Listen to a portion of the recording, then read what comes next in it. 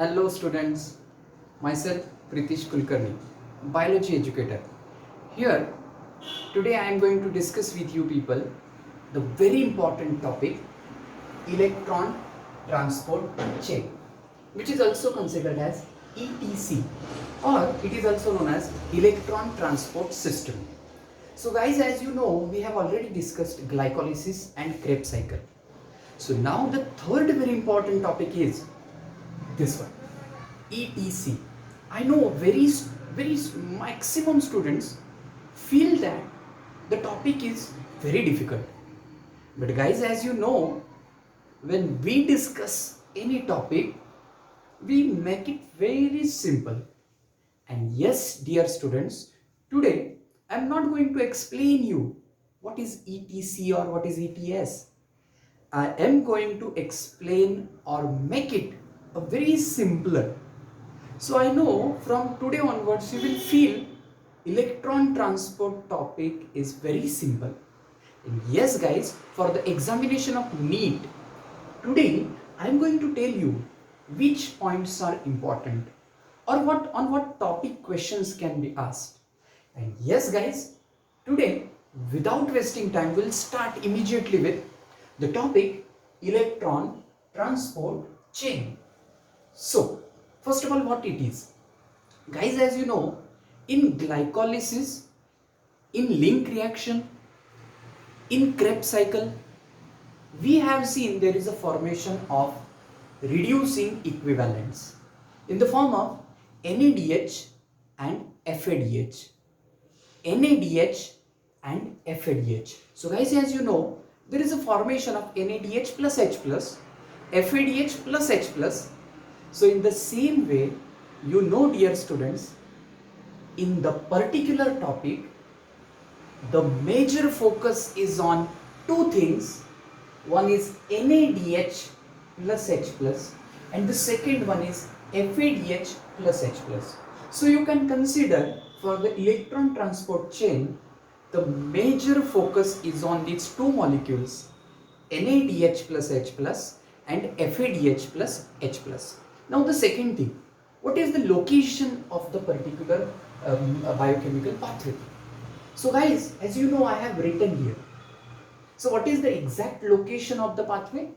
Inner mitochondrial membrane. So you know in photosynthesis also we have discussed the same thing.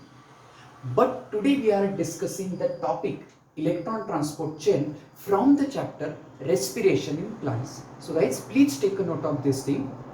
This topic is from the chapter respiration in plants. So what is the location of ETC? It is inner mitochondrial membrane. So guys, as you know very well, on inner mitochondrial membrane, there are certain electron carriers which are located depending upon their difference in the redox potential. So guys, please take a note of this. Inner mitochondrial membrane has certain electron donors and electron acceptors. So guys, I have already drawn inner mitochondrial membrane. You can see here. Now there is one more thing, that is matrix of the mitochondria. So you see that this particular space is for the matrix of mitochondria. On the upper side there is outer membrane, and you know dear students, there is a space in between outer membrane and inner membrane of the mitochondria, which is known as intermembrane space. So guys, the topic electron transport chain comes under one phenomena which is known as terminal oxidation. So guys, if you look at this, yes, I told you I am going to simplify the electron transport chain. So terminal oxidation. So guys, terminal electron acception. Please take a note of this part. It is very important thing. Oxygen, final electron acceptor. So guys, please take a note of this part. This is one of the most important step. Oxygen going to act as the final or terminal electron acceptor. This is most important thing, which is coupled with, see, up to this Okay, it is electron transport chain. This is coupled with one more process which is called as oxidative phosphorylation. And guys, this is the most important point where ATP molecules are synthesized.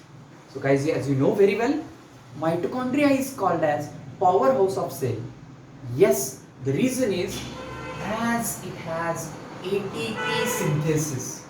So mitochondria are known as powerhouse of cell because they synthesize ATP. So guys, I am going to start immediately with the first thing. What happens exactly?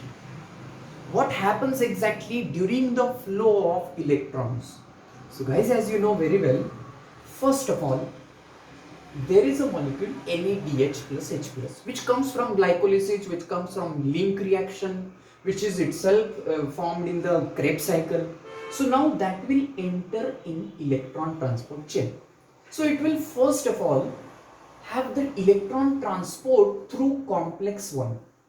So guys, complex 1 is nothing but it's an enzyme complex which is NADH oxidoreductase. I'm going to give you one mnemonic later on. Wait a minute. NADH oxidoreductase.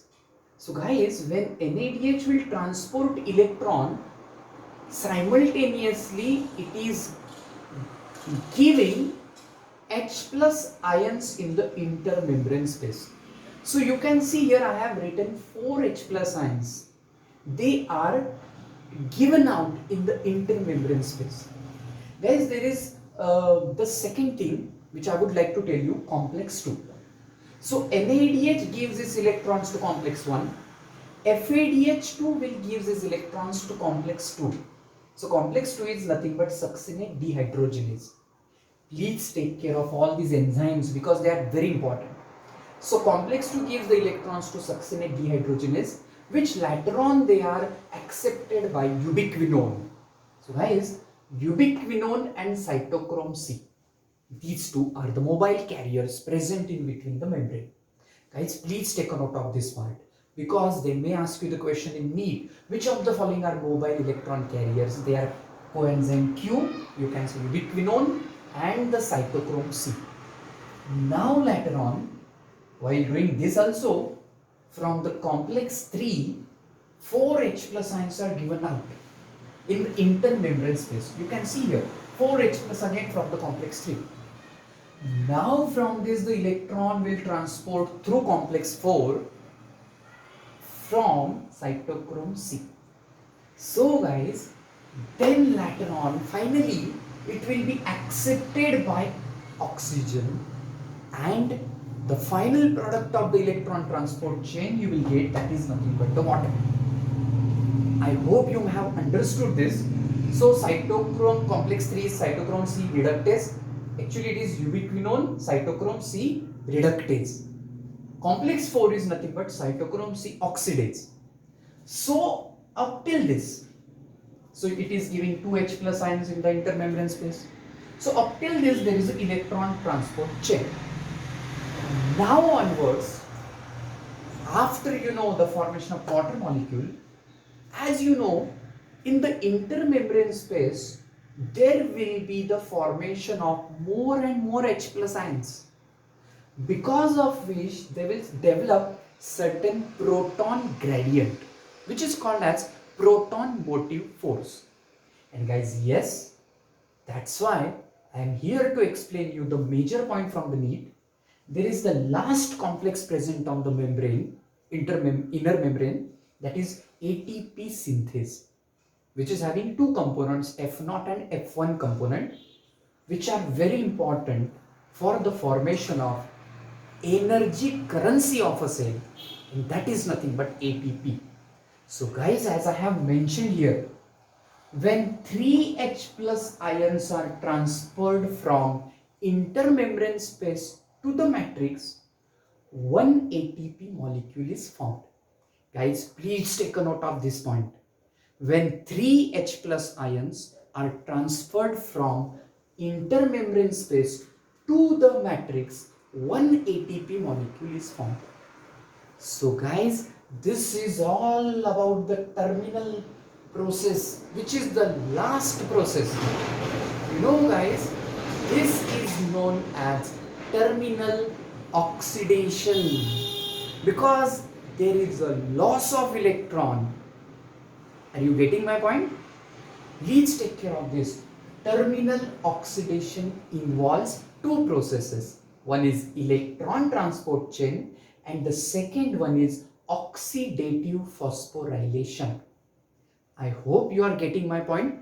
So we have discussed today electron transport chain and oxidative phosphorylation, in which there is a formation of ATP. Now how to keep the major points of this particular chain in mind, or which can be asked in NEET? Yes, I am here to explain you that only. So the first question comes is,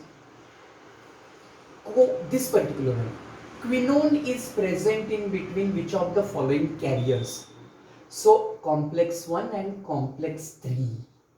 Please take a note of this part. So guys, this is very important thing. Where complex 2 is present, you can see here I have I have drawn very perfectly. It is present towards the matrix side. Complex 2 is present towards the matrix side. Cytochrome C is present on the peripheral surface.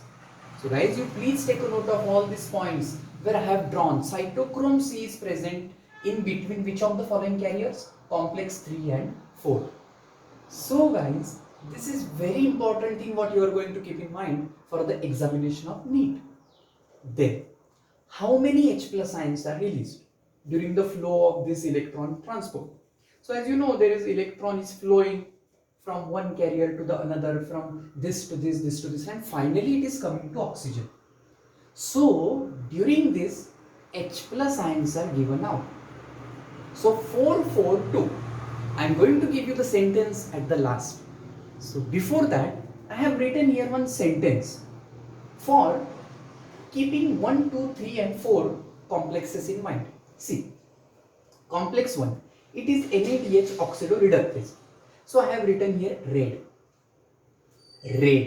for oxidoreductase. So this red stands for complex 1. Complex 2, super for succinate dehydrogenase. Red super cyclone. Complex 3. See, complex 3 it is cytochrome C or reductase. Red super cyclone killed an ox. So complex 4 is for cytochrome C oxidase. So how you are going to keep all 4 complexes in mind? Red super cyclone killed an ox. Red super cyclone killed an ox. So guys, this is very simple sentence.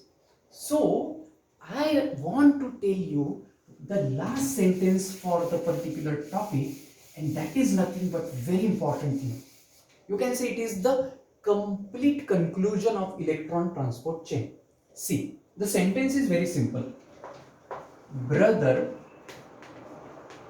NAD and FAD. Please take a note of this. Brother, NAD and FAD cooked. Brother, NAD and FAD cooked 442 dishes. So why this 442? 442 for 4H plus and 2H plus. So brother, NAD and FAD cooked 442 dishes with the help of water and ATP. Are you getting my point? I'll repeat it again. It's a very simple thing. If you keep the sentence in mind, your electron transport chain will be clear. Brother, NAD and FAD cooked 442 dishes. Brother, NAD and FAD cooked 442 dishes with the help of water and ATP. So what is the final product of electron transport chain? Water and ATP.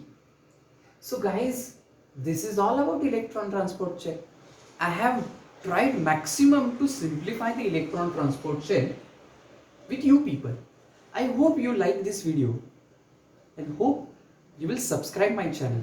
Please like it and subscribe the channel. Thank you.